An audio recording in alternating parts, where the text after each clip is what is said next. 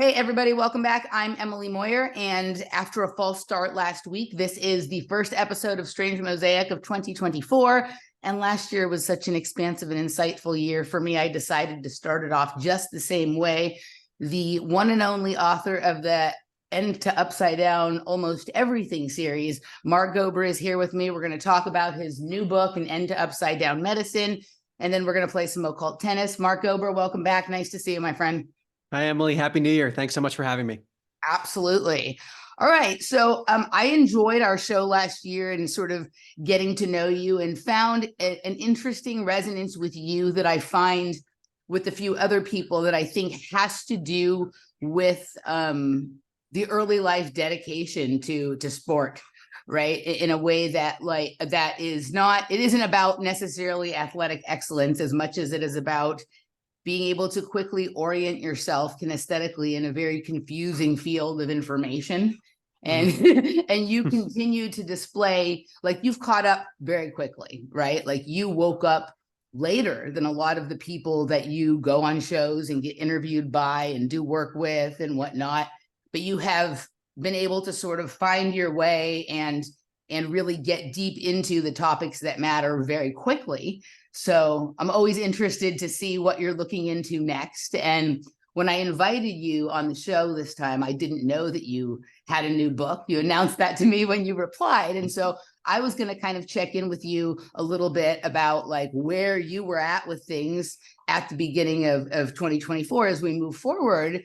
And then you told me you had the book. And so I understand where you've been with things, and tell me if I'm correct about this. You kind of get into something, you look into it when you're kind of just about done with your thinking on it for now, you write the book and put it out. And while you're out there talking about the book, you're already on to the next thing that you're trying to sort out for yourself. So maybe we can go through that process a little bit and sort of look at where things stand through the lens of the book that you just put out. So why this? Why medicine after, I think the last one was WEF, or Great Reset. The last one was Great Reset and Contact before that, I believe, right? So yeah.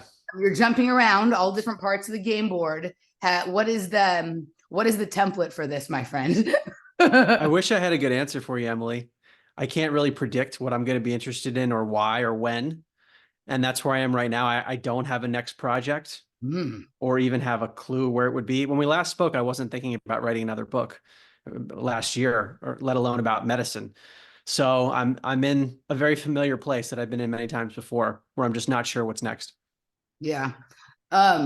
So this came at an interesting time because I pretty much assumed I was sort of like done talking about, certainly about the thing that we've lived through for the last couple of years.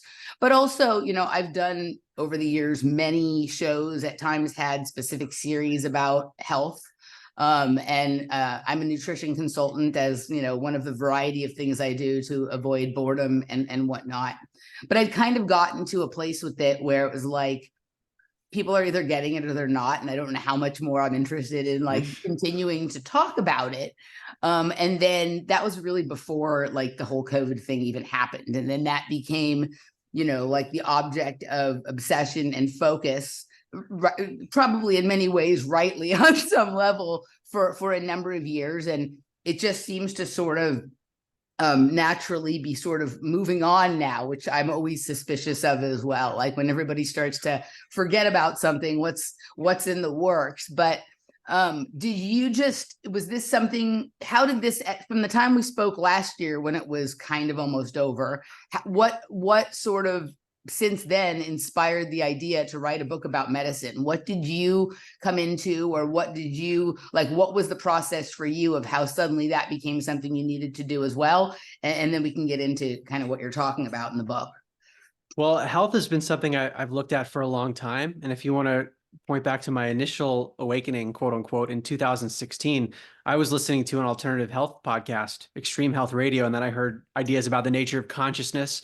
So it's not a new topic for me in many ways. And then as I've looked into the spiritual dimensions, I've been thinking about and exploring how that plays into our health and healing modalities and energy and things like that. So it's some of the things I wrote about in the book haven't been new to me, but I would say that the questions about germ versus terrain theory are newer for me. I mean, I heard initial ideas when the whole thing started in 2020.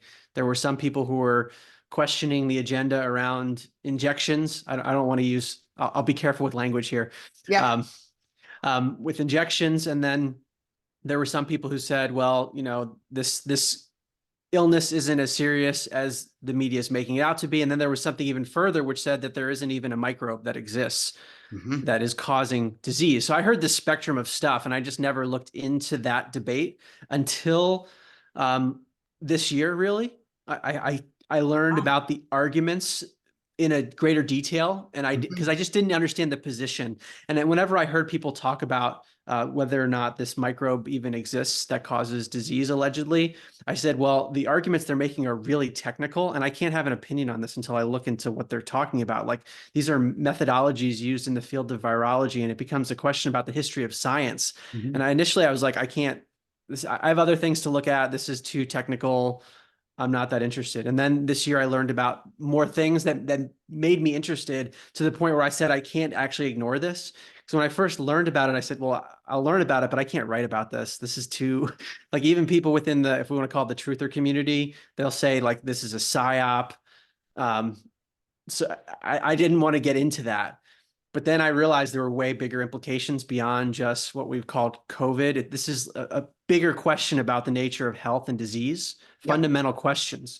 So I wanted to, in this book, at least lay out what the arguments are and let people make their decisions. I mean, I lean certain ways for sure now, but I mean, I'm open. There's a lot we don't know about health and disease still. So I wanted to make clear what the arguments are so that people could actually analyze it critically, rather than just make straw man arguments against things that aren't actually the position.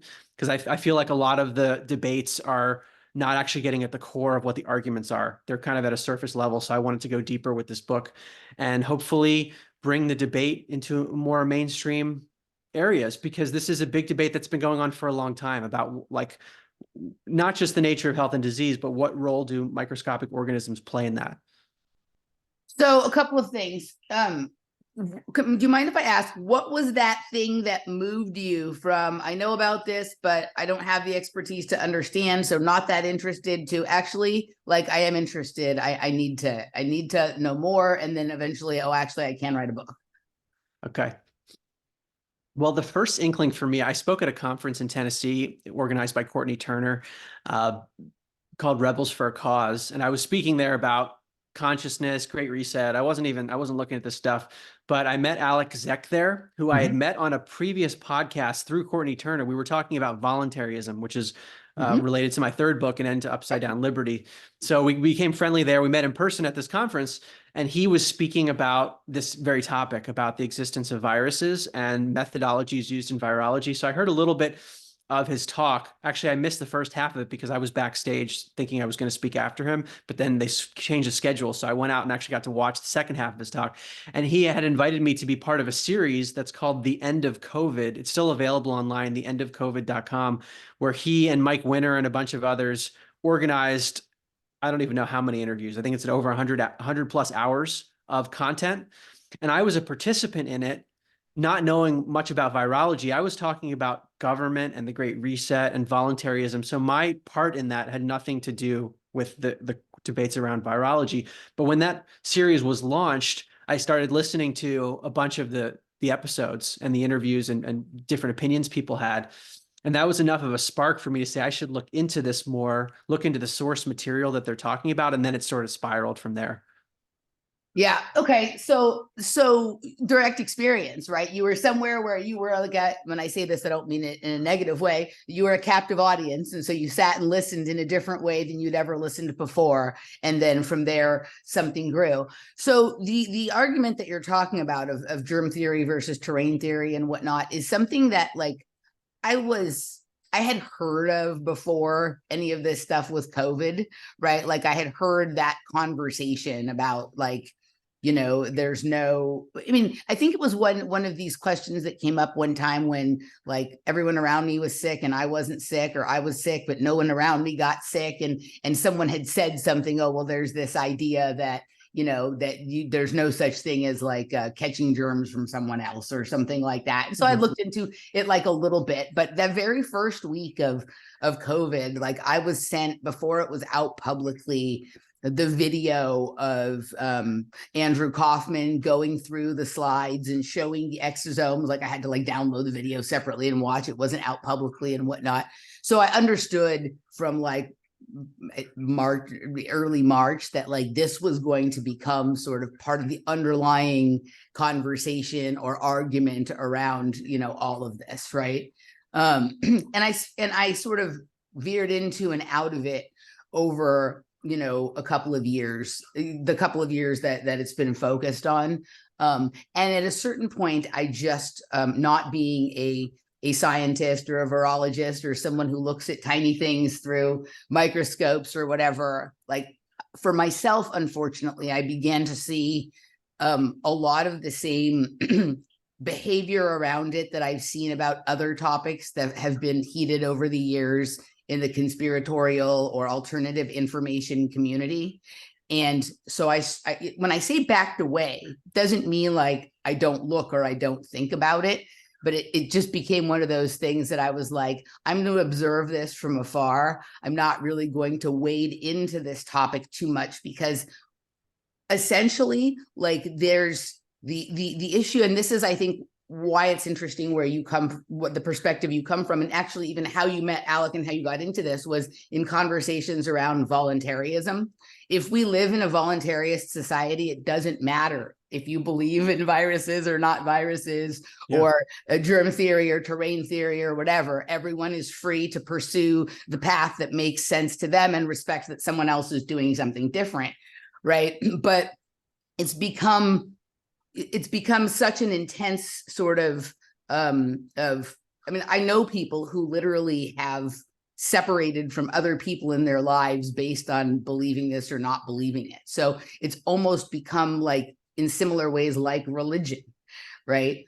And you do a really good job in the book. It's obvious that like you have an inclination at this point towards one thing, which is pretty typical when you first learn about something. Like you kind of go on the pendulum swing to that side, but you do a very good job of just explaining the argument and not infusing your feeling or opinion into it, and kind of, leaving it out there as like, I'm still doing my thinking on this, but this is the way things sort of seem to me right now, without creating that polemic that I'm talking about that exists in much of the community having the discussion around this. What is can you comment on sort of that? Because I think that is actually like one of the biggest, I mean, aside from the issue that is really the issue, is like, what is going on in this reality on the microscopic level, truthfully, is what the behavior that is triggered by certain topics. And like, that is the real, on some levels, that's the real problem that we face as a society. Yeah, well, I'm with you, Emily. I did not feel drawn to the topic, in part because of the dynamic that you're describing, the acrimonious debates and the religious nature of it. But then when I learned about material that gave me enough reason to look into it deeper, I thought there's a place to create a hopefully level-headed argument, or just a place where people can look and see what people are even debating. And as I researched, I hadn't realized that this debate existed during the HIV/AIDS era. Yes. There's an organization called the Perth Group, and there's still their websites up, called theperthgroup.com. There's many papers on the website, but one in particular called HIV, a virus like no other. And it's highly technical stuff. This isn't just like people saying, well, I don't believe it because I don't see it. This is a scientific debate. And that's what I'm hoping to bring to this, is something that's more level-headed, so people can actually look into this more deeply, who might have been repelled by the acrimonious nature of the debate, and instead say, let's try to figure this out so that we can help people become healthier. That's really what it's about to me, is like, I want to understand, if I get sick or if someone gets sick, what's actually going on. And microbes, viruses, bacteria, that's part of it. There's more to it than that. But I wanted to try to lay it all out there. That was my thinking. You did a great job. It's a very easy to read book. Like, I encourage people, if you're, so one of the things I've noticed, and I've even done shows where I've talked about this with people, one of the unfortunate effects of our evolution of media and social media and YouTube and all of this stuff is that it has created shorter attention span and focus on reading books. And that I didn't like that. I felt like it had changed my ability to like really sit with something and think about something and be sort of solely focused on something for a period of time. And so I was wanting to read more books this year. And I started off with yours the first day of the year and read the whole book in one day, which felt important to me because I used to do that all the time. And I had gotten to a place where it was like hard for me to read more than a few pages at a time of a book. And so I sat down on the first day of the year. I read the entire book. I felt like I grokked it, like everything was clear. I wasn't confused about anything that you had to say or whatever. And also it was able to sort of accomplish a personal milestone that felt important for me. And I've been a reading maniac the first, week and a half of the year so far, with the amount of, I've probably read almost as much already as I read in all of last year. Right. So, so I love that, but it's easy to read. So, and I think it will give people like the sort of, no way the kind of understanding of our virologist has, but like you will have a good understanding of this and know what points you can debate and what points you really can't, because you don't understand enough after sort of reading this. And it's also a non-offensive thing you could share with someone who to this point sort of disagrees with you or doesn't even understand what you're talking about, right? Like when you say that, it's like, oh, well, what are you talking about? You're sick and I got sick. There's, of course, we can catch things from each other or whatever it is. I would like to say that by avoiding the conversation around virus, no virus, for the most part, I avoided the deeper problem that is seeming to come about. But I didn't. I found myself tripping into the same problem from a completely different angle. I started towards the end of last year, and it will be a project for the next probably 2 years, an esoteric look at the periodic table. Because in the course of other things I was doing last year, I came to realize that we don't have actually any idea about what we're made up of and what the world around us is made up of, which is the basis of how everything works. And so all of these things that we talk about, like we're talking about, it's very similar to the virus, no virus debate. Like, you're sick or you're not sick, but you have no idea like what's creating that scenario, what the function is inside. And as I've started I'm only on like 4 elements into the periodic table because we got stuck on element 1, hydrogen, for 3 months. And what I have been discovering, I'm not at the place to say anything with any definite answer yet. The same questions exist about the elements that exist about viruses. Do they even exist? Right? So there's this, people think of elements as being substances that you can go collect, just like people think of viruses as being something that you can draw out of the body and examine or whatever it is. And what I have found so far is that, and I like what Walter Russell has to say about this. I don't know if you know who Walter Russell is, but elements are not substances. Elements are conditions, the conditions that give rise to substances, right? So when you go looking for said element or substance, you're not really going to find exactly that. What you're going to find is evidence that that was once there, which is kind of similar to what happens when they test people to see if they're sick. They're not actually isolating a virus. They're just seeing information that leads them to believe that at some time, a day, a week, or an hour ago, or whatever it is, there was something there that they think is this, right?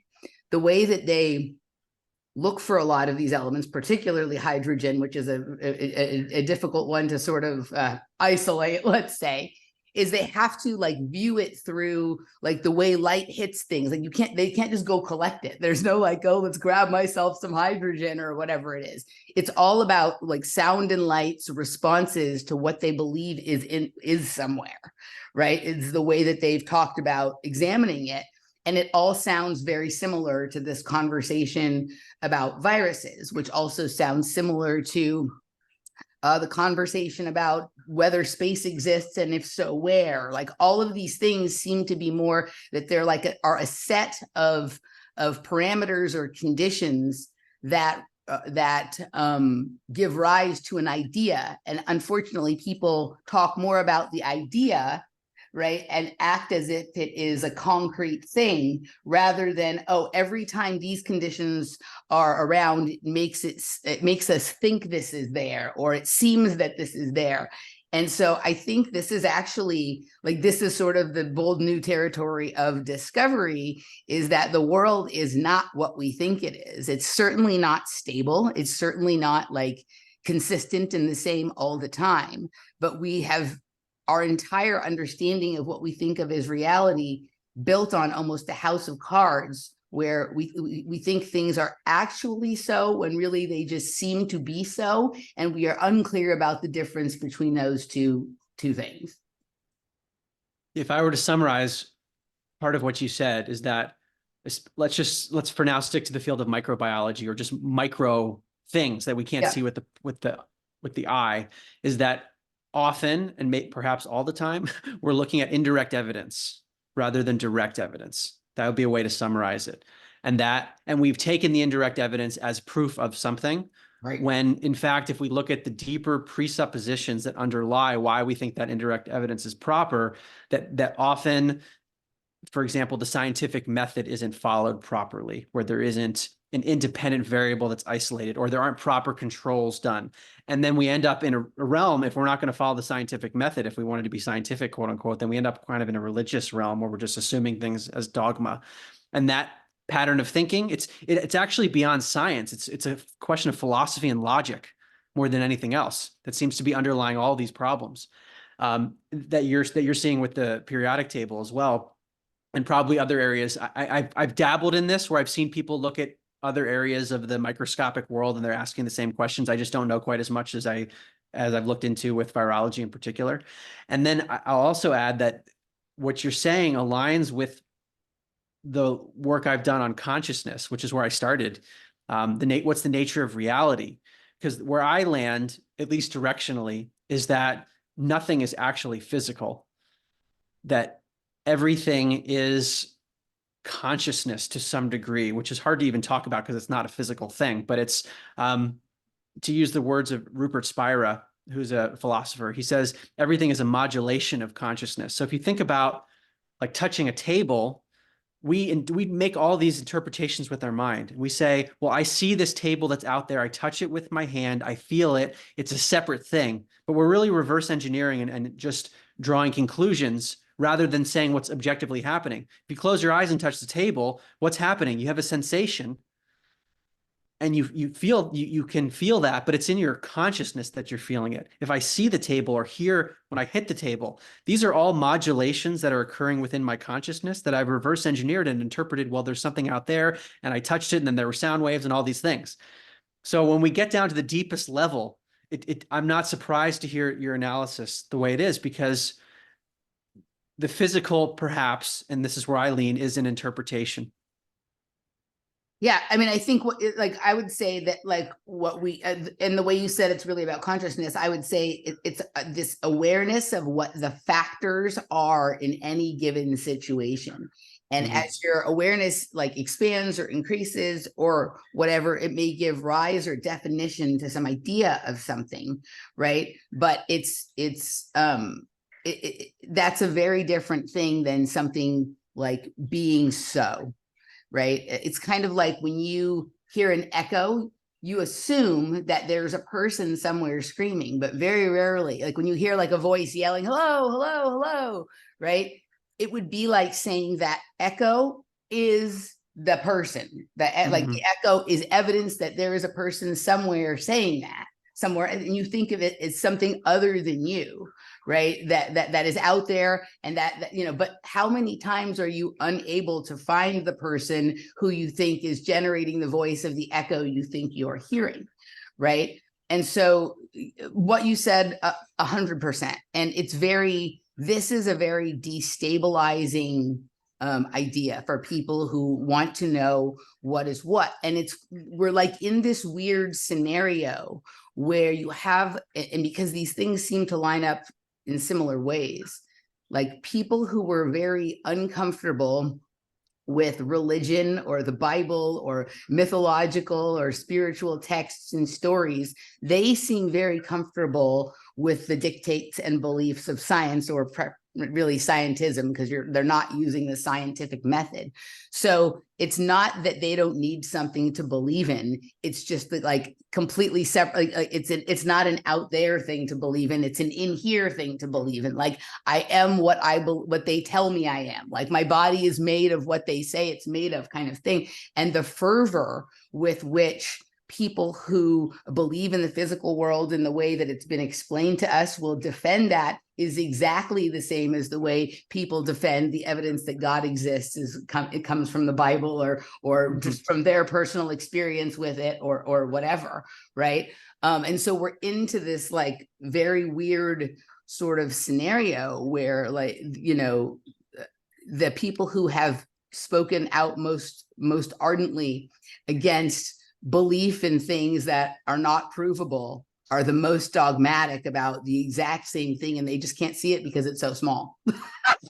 Yeah, that's very well put. And really what we're talking about is epistemology. Like, Yes. What's the nature of knowledge? How do we know anything? And where I've landed on this is that there's only one thing that I know with certainty, which is that at this moment, I have the sensation of being conscious. Yep. I don't know anything else with certainty. Everything else is some kind of an interpretation, even time. I don't know if the past happened. I think it did, but it's a memory that is occurring in the present moment in my mind. And then I interpret sequence, past, present, future, using my mind. But again, I can't directly prove these things. So if you apply that kind of thinking to the deeper questions, at least in my experience, then I feel like I become less dogmatic, because I really can't prove it for sure.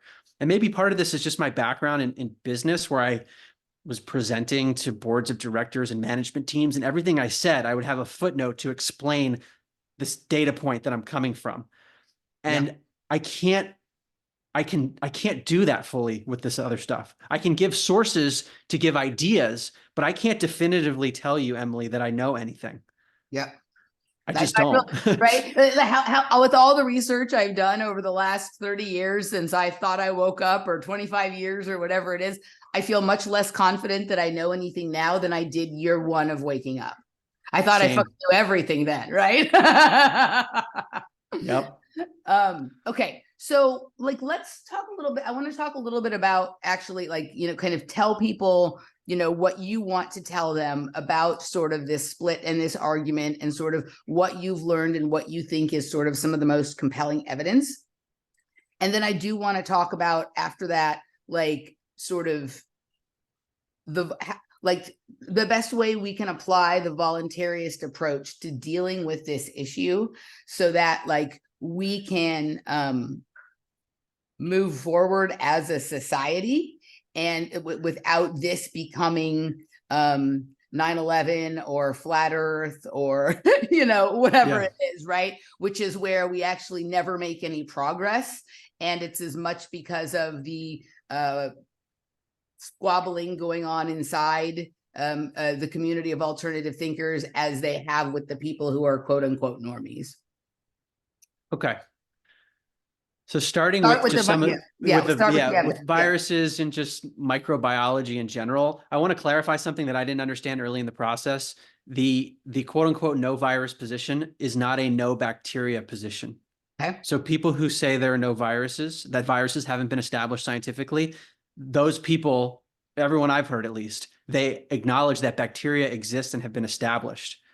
So that's an important caveat. And one of the reasons for the discrepancy, I think, is bacteria are much larger than viruses are believed to be. So bacteria have been acknowledged for a long time. The question in the terrain model, though, is do bacteria cause disease, or are they a cleanup crew that appears on the scene when there's an underlying toxicity or other problem, and they decompose that material? So we call it an infection, which is partially true, but actually that calling it an infection doesn't tell us why the bacteria are there in such large quantities. Because, for example, there are many bacteria in the body, like Staphylococcus or E. coli, that healthy people have, and they don't have an infection, but then there are instances where people are really sick. So that's part of the terrain debate. is Real our quick, I just want to clarify that the people in that debate also agree that fungus and parasites and things like that exist inside the body, correct? yes, that they exist. The question is whether they are pathogenic or Correct. whether they are a cleanup crew Cleanup that crew. actually, it's Yes. sort of like the analogy people use is firefighters at the scene of a fire. One could look at that and just see the picture and say, well, obviously the firefighters caused the fire. Right. Or obviously the fire has mystical abilities and it manifests to these firefighters out of thin air. I Clearly, that's what's going on. like that one. Yeah. Yeah. But that might be the level of naivete that we have when we look at other situations and say and draw causation when it's just correlation. Yep. So that's part of the debate in terrain versus germ theory of bacteria, fungi, parasites, what's their role? Are they helpful or are they actually pathogenic? But then viruses are a different entity because they are smaller than those other organisms are believed to be. And then even if they exist, do they cause disease? So let me just quickly talk about the history of it because that was new to me. So the term virus in the Greek terminology, that meant poison or like slimy poison. And I talk about in the book different dictionary definitions over time of what the word virus has meant. And currently it means a protein encased genetic material that gets inside of a host cell. So it's parasitic, and then it starts replicating inside the host cell, and then it goes out of the cell and then goes into other cells, and it causes a whole set of symptoms, which can even lead to death. And it can go from person to person. It's a very specific definition that we have now versus just this amorphous poison that was there before. So how do we get to poison to this genetic focused thing? In 1953 was the Watson and Crick double helix discovery. So genetics became a big deal starting around then. And then in 1954, there was a famous study by Enders and Peebles, and Enders in the same year won a Nobel Prize for something different. So this was a very prominent guy coming out with what is now the gold standard model of quote unquote virus isolation. And that model is generally as follows. I'm going to give just an overview because they might use different substances in different experiments, but it's generally this. It's taking the fluids from a person who's sick, and they might purify the fluids partially, but they'll take those fluids and put it into a cell culture, which is a soup of cellular material that has a whole bunch of stuff in it. And this is where it can differ, what's in this soup. But it has things like antibiotics, monkey kidney cells, some material that's toxic, generally speaking, but they'll put the fluids from a sick person in there and they'll look at whether or not the soup demonstrates breakdown of cells. So whether cells break down in the soup. And if the cells do break down, the conclusion is, well, there must be a virus in the fluids from a sick person because look, the cells broke down. Rather than asking, well, do we isolate just a virus first before introducing it to the soup? Number one, that would be just basic scientific method stuff, an independent variable that you introduce into a situation and then see what happens in the experiment. Do they actually isolate a virus first before putting it in that soup? And secondly, are controls done properly? Well, first of all, if there's no independent variable, it's impossible to come up with a proper control because you don't even know what you're controlling against. But using the traditional definition of a control, which would be like just looking at what happens in the soup if you don't add anything to it. Are cells going to break down because they're antibiotics and other toxic substances? Or if you add something that's not an alleged virus to that soup, would the cells break down? And this hasn't been done enough. And that's one of the things that shocked me is that the scientific method doesn't seem to be followed very often. But there are some examples. So Stefan Lanka, who is known as a virologist, but he doesn't believe in viruses now. So he's, I guess, a microbiologist who's explored this. He's done some quote unquote control experiments where he looks at the soup, the cell culture, and sees that cells break down even when nothing's added to it. And he added yeast RNA, not a virus, and saw that cells broke down. Now, many more of these replications would need to be done with different amounts of substances in the cell culture. Like that should be a whole area of study that hopefully will be funded to see if the cell culture itself is problematic. But this is really the heart of the question of isolation, because if you talk to a virologist and they say that the virus was isolated, they're not, at least from what I've heard, they're not talking about it from the standpoint of an independent variable, just the virus by itself. They're talking about seeing cell breakdown. It's known as the cytopathic effect. That's the technical term. They see cytopathic effects, cells break down when the fluids from a sick person are added. Okay, we've got a virus there. And so I mentioned the history partially that this genetic model started prominently in 1953, which is right around the time of the Enders and People study, which became the gold standard in 1954 and is still used today. But also, I didn't realize until getting into this that the bacteriophage played a really big role in the model of a virus as this genetic parasite. And a bacteriophage, the discoveries of it started in the 1940s, and these are believed to be as roughly the size that viruses are believed to be. So they're very small. They might be off a little bit, but it's in that range versus bacteria, which are much bigger. And the electron microscope, I should add, which is capable of seeing things this small, wasn't invented until the 1930s, even though people were talking about viruses because they just assumed they must have been there prior to that. And then the electron microscope became in more widespread use after the 1930s. So in the 1940s and onward, the bacteriophage was seen, and many scientists or people that I've talked to even say that has been isolated, and they don't think the virus has been. Bacteriophages have been isolated, and these are particles that in the mainstream are believed to be viruses for bacteria.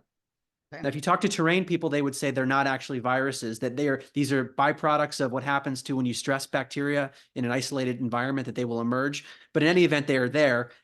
But in the mainstream, they're believed to be parasitic for bacteria. Mm-hmm. And so they have this shape that you can go on Google and see the shape of what they look like. And that in the 1969 Nobel Prize, which was around bacteria. Parasitic for bacteria, do you mean that they act as parasites to the bacteria, or they allow the bacteria to act parasitically on whatever it is affecting? They are like viruses within bacteria. Okay. Meaning they get into the bacteria and they cause damage. Okay, got it. Okay. Right. So that's the mainstream belief, even though people would dispute that. But in the 1969 Nobel Prize Award, which you can still go on and look at what they say about bacteriophages, the last sentence says that the bacteriophage was important because it served as a model for how viruses work elsewhere. So you have this combination, as I looked at the history of it. Bacteriophages were a model for a parasitic entity that existed at a very small scale that could be seen, plus this new genetic stuff, plus this experimentation with the cell culture. Wow, now we have a model for how we can explain disease, because we couldn't before. Like Louis Pasteur, when he was looking at rabies, he didn't actually isolate a virus. He said, there's something here we can't see. There must be a virus there. And that's kind of been the argument for, well, we know people are getting sick. That's not the debate, whether people get sick and die. The question is why that occurs. Right. So hopefully that gives an overview of the heart of the debate that I think people should actually be looking at, like the cell culture experiment. Are they following the scientific method properly? Is there something that could be done to actually create an independent variable? That's where I think the debate personally should be. And then the second part of it is not just, does the virus exist on its own? Like, is there a virus entity? But then even if it does exist, does it cause disease? And is it contagious? And this is the second part that really shocked me, that like, if viruses are so obviously contagious, then you should be able to put a little bit of virus in the air and make a whole bunch of healthy animals or people sick. Like, that should be so easy to do. Or just take a sick person or animal and put it in a place with a bunch of healthy organisms, and they should get sick with this, not just get sick, but get sick with the same symptoms. And when I looked at the studies that were done and looked at doctors that had been looking back at the history of this, the studies not only sometimes like don't use proper controls, and so there's problems with the scientific method. And then in the case of viruses, if there's no independent variable, that's problematic. But the way that they go about demonstrating contagion is not using natural means. So they might take a cell culture or some toxic soup that allegedly contains the pathogen and then inject it in animals. And then the animals get sick, sometimes not even with the symptoms you'd expect, but they get sick and they die, and they say, oh, well, clearly it's contagious. And now we're going to have to institute all these measures. Just put like a bunch of poisoning chemicals in them or whatever it is, but you're not blaming that. You're blaming only the thing that you're looking for, right? Yes. Yeah. Right. So coming up with a causal relationship rather than just like correlation. This is a kind of the big philosophical issue of drawing conclusions where maybe there are other explanations. Or if you're going to inject an animal in the brain, maybe the act of injecting an animal in the brain is causing problems. So there should be a control. Well, maybe ethics aside for a second, maybe inject water or saline and see if that does something too, because the act of injection in certain parts of the body could cause illness. So what I found over and over again is that it seems like scientists jump to conclusions, and then it becomes the dogma, and then you're not allowed to question it without actually looking at what the original studies are. And so to give some references, and I give many in the book, but Dr. Sam Bailey and her husband, Dr. Mark Bailey in New Zealand, have been looking at a lot of the initial contagion studies for many of these alleged viruses. And you see similar patterns in those studies where they don't run the proper controls. They don't isolate the virus first. They're using unnatural means. So to me, that was a red flag as well. So those would be, if your audience is new to this, to look at the methodology for isolating a virus, isolation meaning separating from other things to create an independent variable, looking at proper controls in the virology experiments, and then demonstrating contagion in a natural way, using the scientific method as well, and not using anecdotes. So to me, and I've heard people use this counter argument all the time. Well, I went to a party and a lot of us got sick with the same symptoms. Therefore, we caught a virus. And I try to, not everyone wants to do this, but like break down that logic. Is it true that you got a virus because a lot of people got sick? Couldn't other possibilities exist? Like, or is there a shared toxicity in the room? What's going on with the EMFs and the electricity? Could there be a shared emotional issue? Could there be a spiritual issue that we don't understand in terms of energetic resonance? There's a million possibilities just as a scientific mind to consider other than just a virus. And this notion of I caught it. Well, that makes lots of assumptions of Instead of I resonate with it, right? Like instead, like it's kind of, I mean, we all have this, well, at least I assume we all do, where like if you're in a room with your friend or your partner or whatever it is, you're thinking a thought, and 1 second later they're saying the thing that you just thought, and you didn't say it out loud, and there was no external stimuli that was making your thought and their words be the same. Like you weren't watching a TV show that had something going on. It was just you over here minding your business. They're there.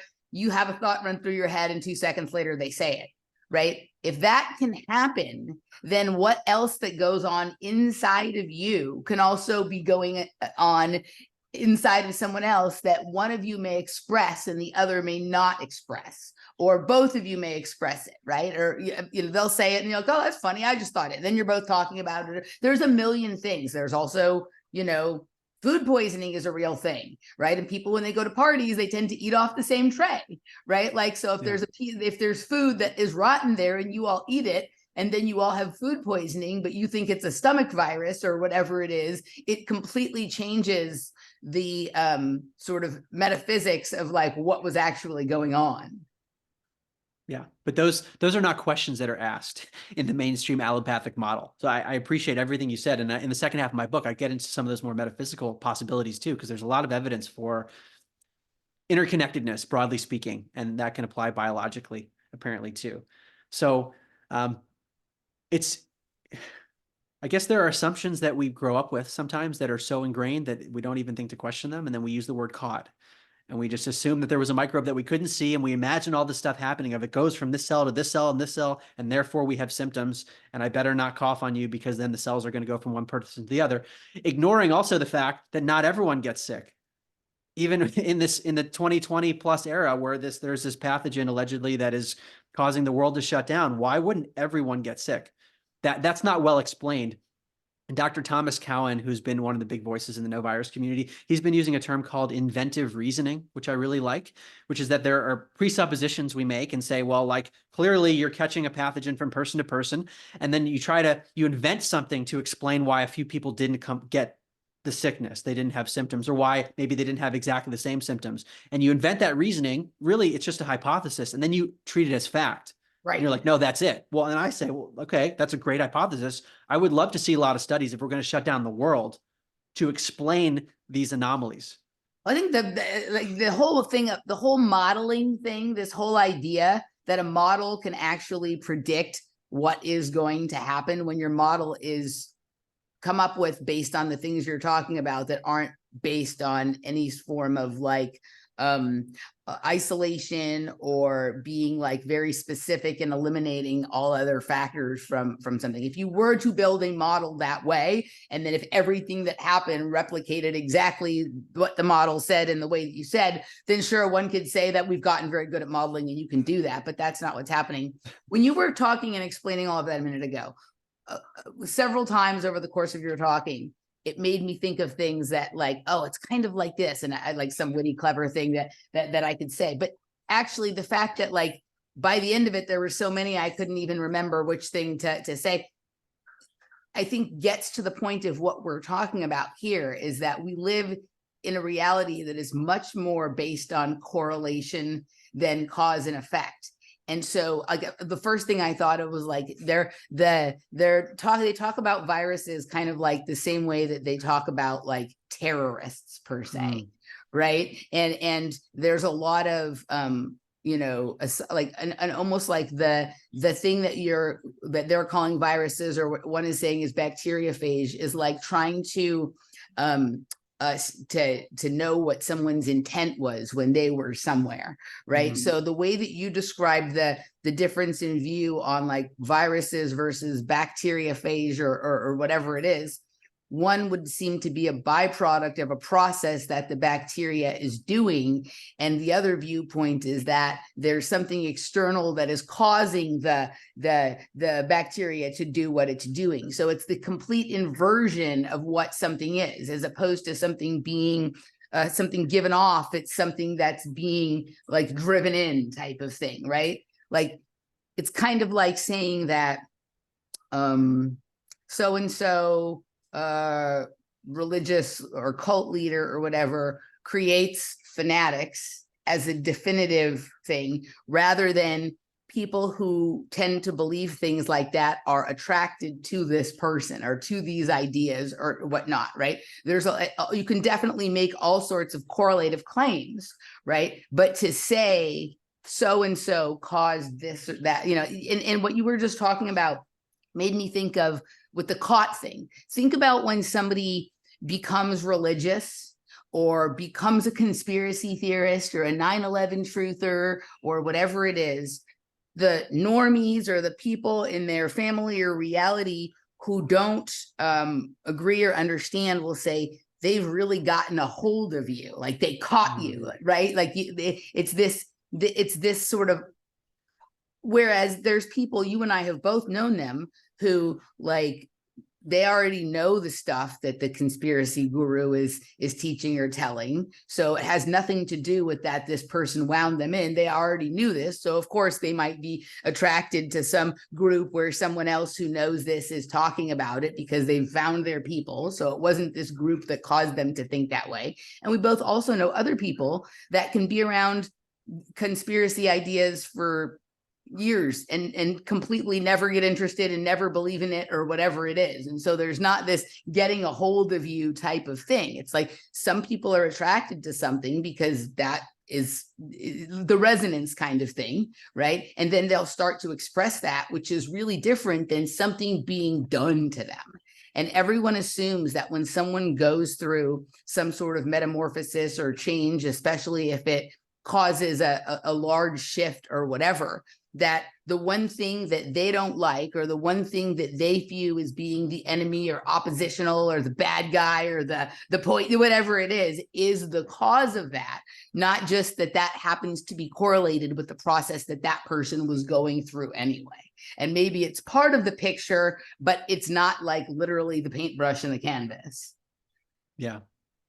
This is critical. So we could apply the same thinking to a test that's picking up antibodies or antigens, or a PCR test, where it's not getting the thing that it's testing for directly, it's indirect. So, but is it possible that every time a person, or many times that a person is sick with symptoms, their body might produce material that would show up on a test, but it doesn't tell you why that material shows up? Maybe it's just the body's way of detoxifying. It's not telling you that it's a virus, for example. So really, this is what many people in the no virus community are talking about, is the inappropriate conclusions based on epidemiological evidence and epidemiological observations, which is patterns of sickness in society, where, yes, we know that symptoms are emerging in all these different places, but then people draw causal relationships without actually doing the extra work. It's a separate exercise to understand what's actually causing something. And that's really, that's the key to all of this, and probably to what you've been looking at as well. Like, how do we know what's causing what? It seems like the thing that they offer as evidence is the memory of something, right? It's kind of akin to like the eyewitness account rather than the smoking gun, Yes. Right? Like the thing that what that shows on their PCR tests, and I'm sure there's lots of other tests of a similar nature, is the markers that seem to show that something may have at one time been there. Oh, we know that there was a gun here because we found gunpowder, right? But that is different than saying that so-and-so was here with the gun and shot so-and-so, right? And so it's kind of like, oh, like there's these effects that are like a memory or a consciousness that something may or may not have happened here at some time, but that could be a day ago, a year ago, a month ago, whatever. It's not necessarily now. And so the reason that they can't isolate it is because it's not there, because we don't live in a static reality. Everything is changing all the time. So you may have had some sort of like event, some sort of highly energetic event. You may have been someplace where, like you said, there's like something toxic going on, or there's some kind of weird sound or vibration, or there's a million things, right? You could be there for a minute, it shocks your body, and then you leave there and it's not happening anymore, but your body is still damaged from it. And the way that they're taking that and saying, see, this damage is evidence that this thing is here. No, it's not evidence that this thing is here. It's evidence that something that causes that kind of damage was there happened at some point, right? But we don't know, we can't tell when that was. And then they're comparing that with external symptoms. And for the first time with the COVID thing, I mean, they did it a little bit with HIV, but the nature of virality then was not as viral as it is now, because we didn't have social media, right? Like they had to, when that didn't work anymore, they had to come up with this asymptomatic spreader of things kind of thing. And that at that point, that should have just been the clue that like, we're literally chasing memories at this point, right? We're literally like, there's so many things that could be going on. And even for people who, like, let's say that everybody was at the same place and everybody did get sick. Let's say that their hypothesis, like they were able to come up with a scenario where they took a person who was sick, put them in a room with a bunch of healthy people, and then all of those people got sick, right? I, to this day, have not met any people who had all the exact same symptoms of anything. Like it's like this wide array of strange physical symptoms that seem to correlate in a lot of levels more with the having been like at elevation, or having had a lot of external pressure applied, or having heard sounds that are outside of the normal like frequency band or whatever it is, as opposed to the things we normally think of as cold or flu, to the extent that there's any consistency of that, right? Like this was like the craziest array of things that anyone could ever imagine. And it comes down to like, did you see that thing that happened? It was like where that guy who was like one of the newscasters talked about how beautiful it was watching like a missile hit something that they were bombing. He's like, oh, the beauty of like the missile or the bomb hitting the people in Afghanistan. I think his name, one of the guys from the main news things, right? I can't remember who it was, Brian something or other. This was a couple of years ago, right? It's kind of like, so for him, he's like thinking that's beautiful in like the national anthem kind of way. The people on the ground are like, hell is raining down upon me.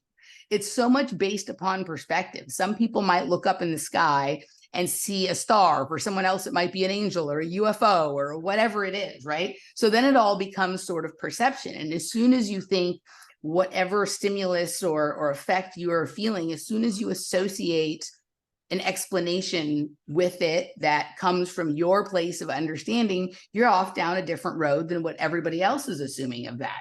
Like literally, I've heard the same people describe the thing that one is sure that it means they have COVID, another person is sure it's symptoms of ascension.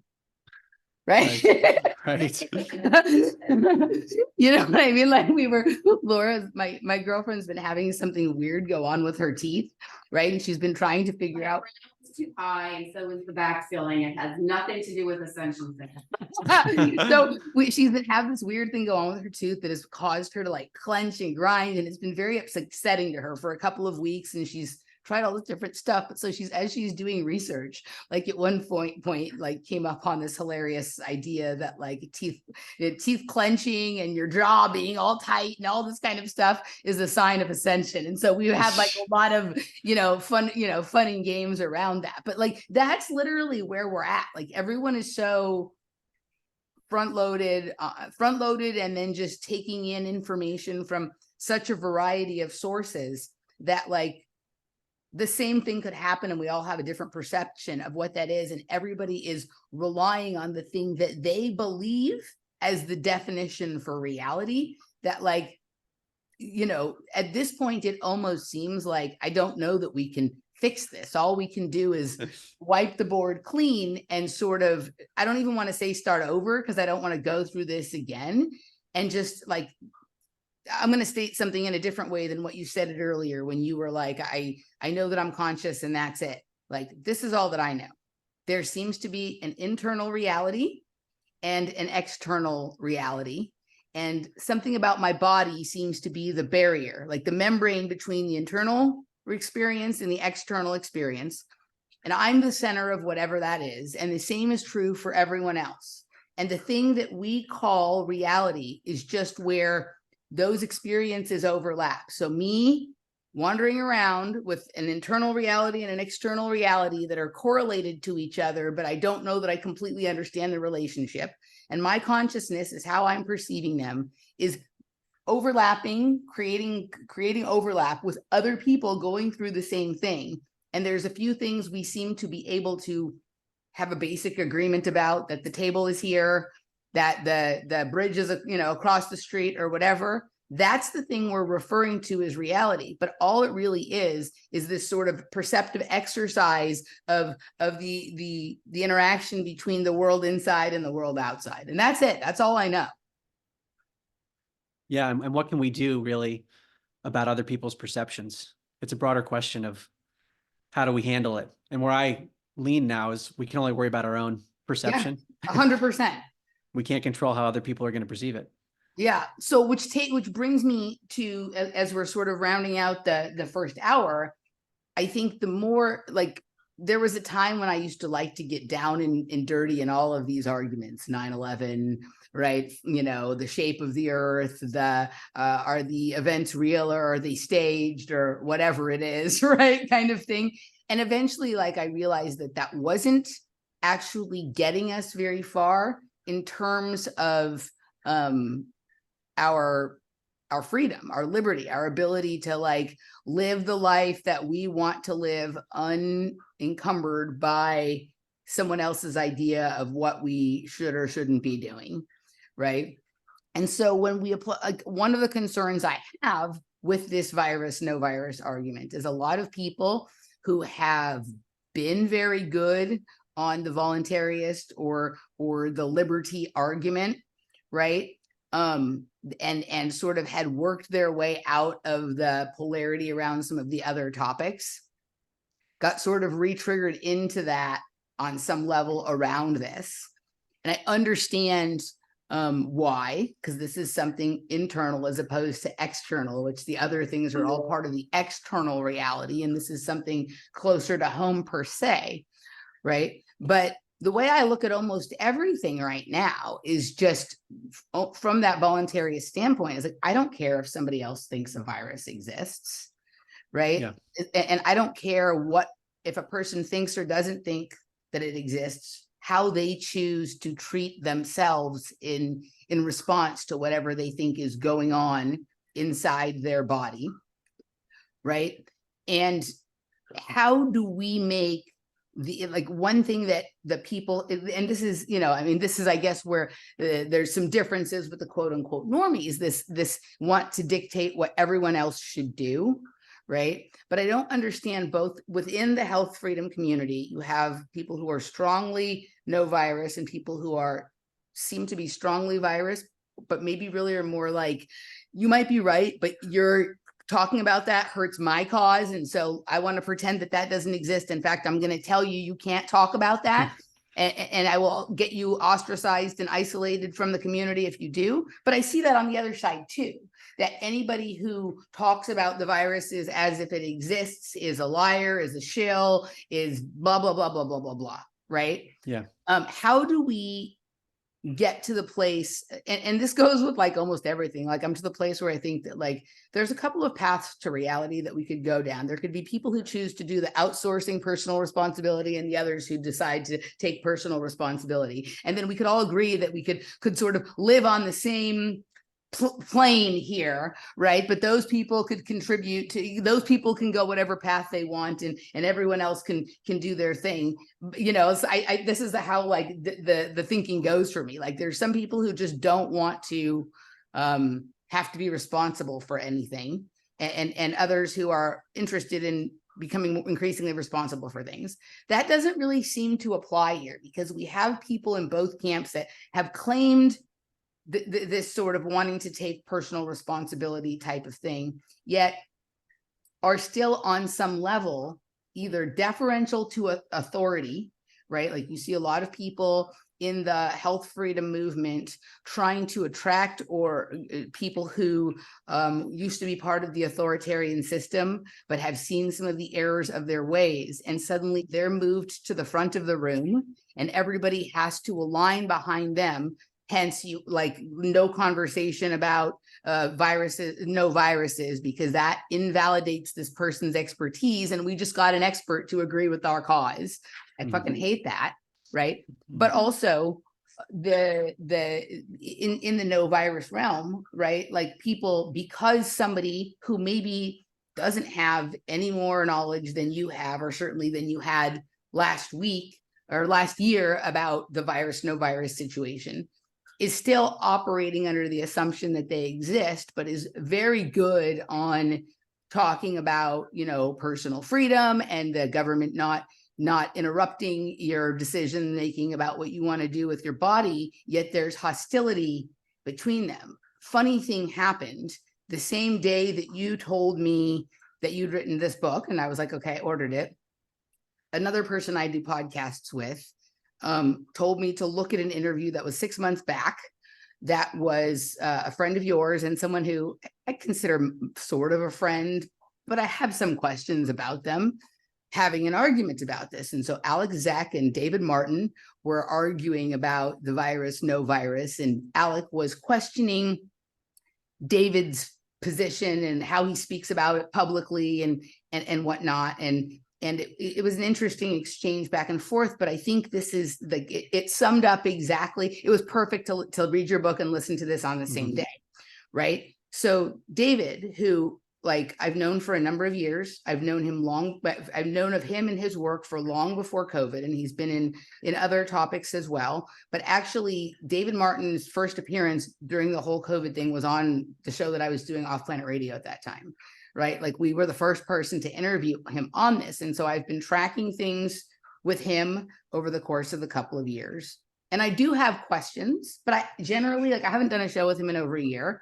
Like I ask him the questions and he doesn't run from them. Sometimes he gives me an answer that isn't the one I wanted to hear, or I don't completely find satisfactory, but the answer is always in line with what he basically is doing and saying.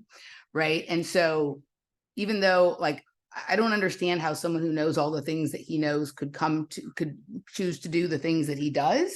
But when he explains them, it's like, okay, well, if that's what you're doing, and I don't see any evidence that he's doing something different than that, on some level, I have to accept it. So he conceded to Alec during the course of the conversation that not only is he aware of the no virus argument, but he thinks that there's there's a lot to that. Like he is comfortable with the idea that things don't exist in the way that we've been told that they exist.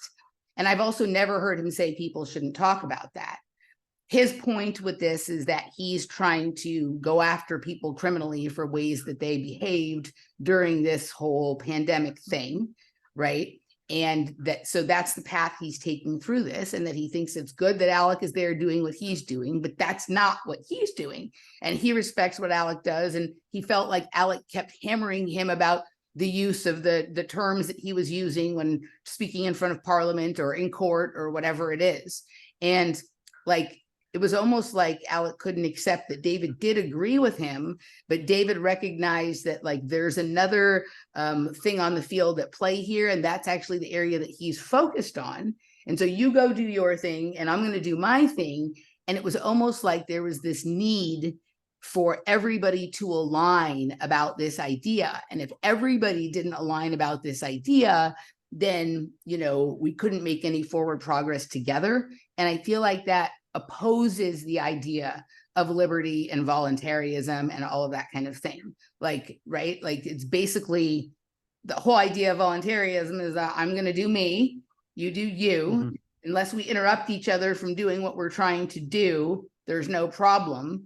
And you're like, what I do with my body, so long as it doesn't violate the space of yours, like you're responsible for keeping your body and your reality in a condition that whatever I'm doing over here with mine is not responsible for what's happening with yours, right? Like it complete, like, so on one hand, I have suspicions and questions about some of David's positions, right? And so I understand where that comes from. On the other hand, like we can, like progress can be made in separating ourselves from government tyranny around everything without people having to be on the same page on every issue, and that whether that issue is that they exist or don't exist, or whether that issue is that it's the most important thing or not the most important thing, or not just the thing you're focusing on. What do we do to overcome that? Because I see, like I have seen crazy, we interviewed one of my podcast partners is a long-term friend with Mickey Willis, who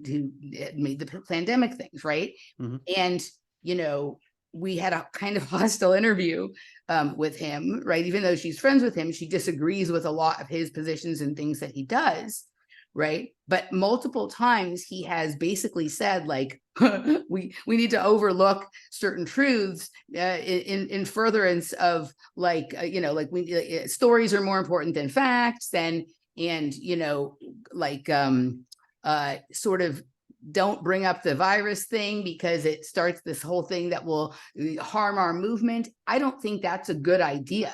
But people who just disagree and don't tell you not to talk about that, or don't say you can't participate because you believe stuff, like, why would we be attacking them? Like, that seems to go against the core of voluntarism, which is like, I can believe and think and do what I want to do, and so can you. Yeah, all very important points. And these were considerations that I was thinking about before I decided to write the book, because I'm coming at this, and really I've done this with all the topics as an outsider.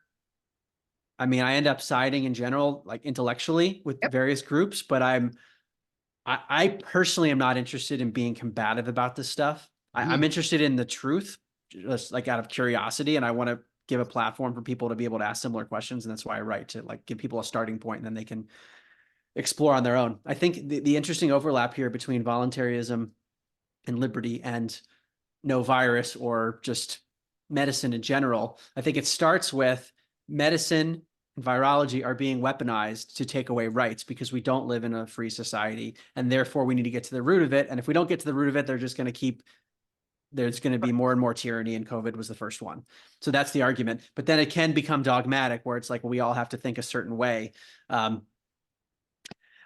I think the question for each of us is, what is our, like, what's the goal involved? So for me, it's hard to think about it in terms of wanting to make other people believe it. Yeah. Because that's not where I'm coming from. Like, yeah, me too. Believe whatever you want to believe.